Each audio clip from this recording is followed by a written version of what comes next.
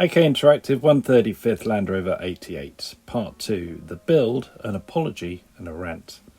Hi everyone, welcome back to the channel, and if you're new here, it's good to have you with us. So I'm really sorry about this video, guys, but it needs to be said. So my apology, I'm really sorry guys, I may have misled you in my previous video when I looked at this model in the unboxing review. It is a pig of a kit. The instructions are not as clear as they look. There are not many positive positions where things go. The instructions, though they look nice, they're really vague. You just place this part randomly over there somewhere, and it led me to a few problems. But we'll come into that in a minute. Let's get into the build and then we'll come on to that in a bit. We start with the chassis. It's a nice one-piece chassis, so you got no problems with keeping it all square and everything. Just cutting it out, and then we'll add the suspension to that. Now there are lots of excess moulding nubs, I guess, that you need to cut off. I'll speak more about that later. But there's quite a lot to clean up on this kit. So you have to trim them all and then sand them all. Some are in obvious places. Others, you have to question why they've done it. They're really hard. Some of them are really hard to sand down. I'm sure there's a reason why. It protects the model, I guess, in the moulding process, but I don't know. So that's the chassis cut out and cleaned up. Then we had the suspension springs, the leaf springs. These go on reasonably well.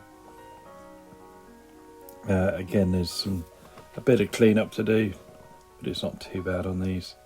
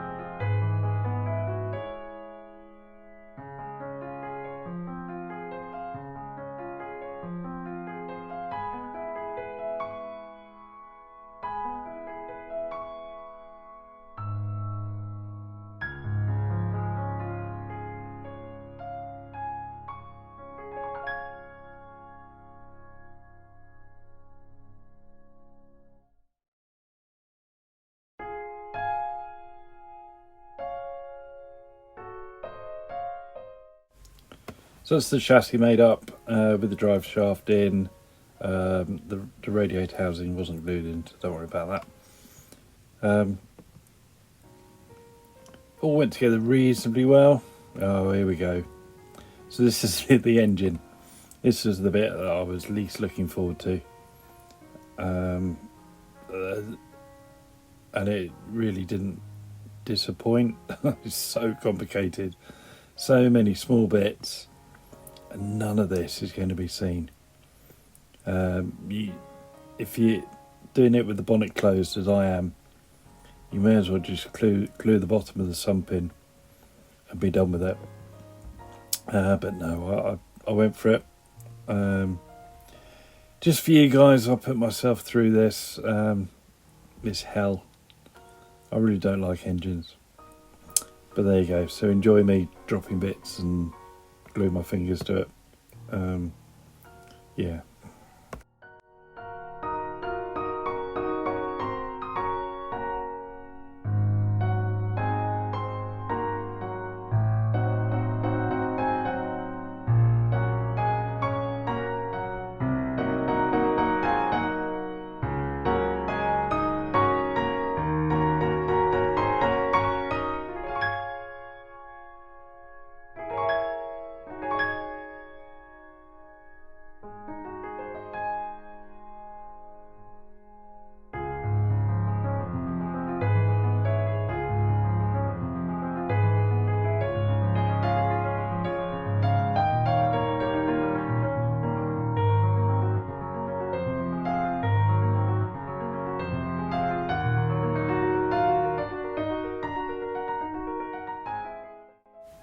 Right, enough of that. Now we get onto the main body of the Land Rover.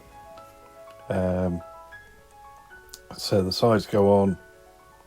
Again, there's just nowhere to line it up. There's the tiniest of mould lines to get into a groove. But obviously it's quite an important bit, and the rest of the success of the build depends on this. But it didn't go too badly in the end. Just applying Tamiya extra thin just into letting the capillary action carry out along the joints. It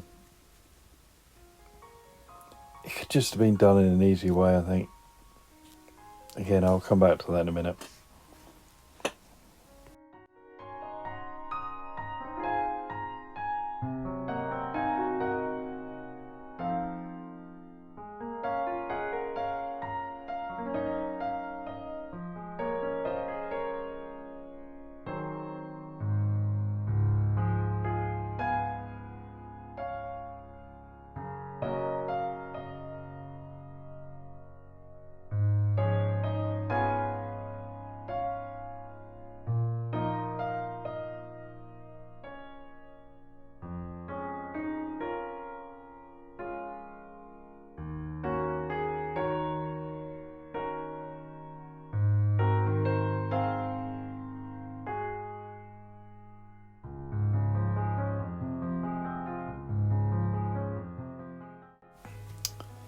Front wings go in next.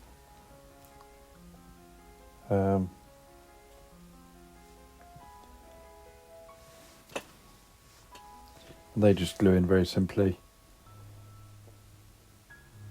There are some slight supporting struts to try and get it straight. But yeah, there's just nothing there.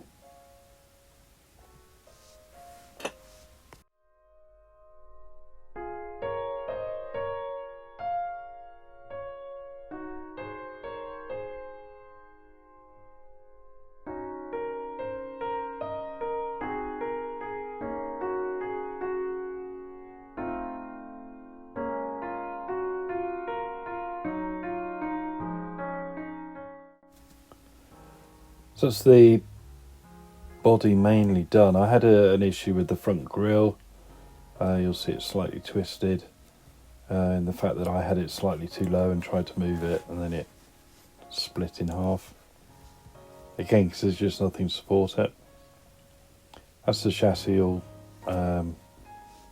base coated, and there's the engine. It did work out quite nicely, I must admit. There's still lots to add to that though, after you put it in.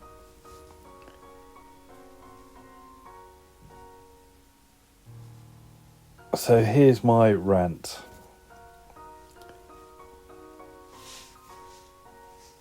it's all constructed in the wrong order. Why, when it's fully built, am I trying to get in to put in the tiniest of gear levers? This should have been done before the front was attached to the body, and it could have been so easily done, as you'll see in a minute. But instead, you especially with the windscreen there, it's really hard to get in there with tweezers. It was so difficult that the end of the brush on the glue barely touched in there. It's just an absolute nightmare, and it could have been done so much better.